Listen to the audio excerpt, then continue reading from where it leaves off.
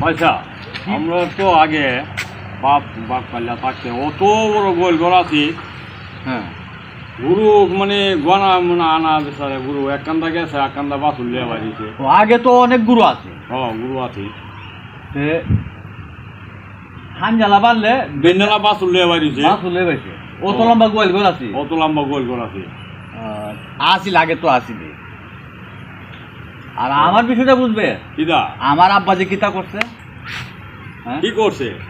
আমার আব্বা যে মগা দিয়া মাছ মারতো, ওই যে শোল আছে না হ্যাঁ কাংরা খালা, ওড়িটা মাছ মারতো। ইটনা মিরাবন মেঘনার মধ্যে একটা বোয়াল মাছের গায়ে দিছিল, বুঝছো? লয়া গেছুন গিয়া পরে কুড়া লয়ে গেছে গা।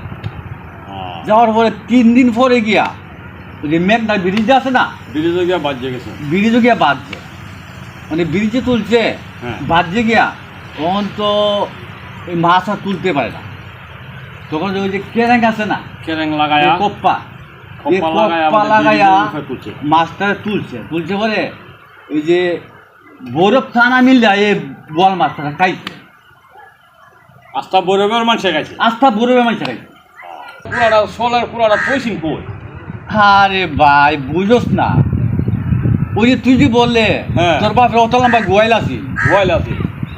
এ আমার বাবার কুড়াটা এ সোলের কুড়া তোর বাবার গোয়াইলেও তুইছি, বুঝছো? এ পুরা গেলা দিন বাদে মেঘনার ব্রিজ। ওই বুঝ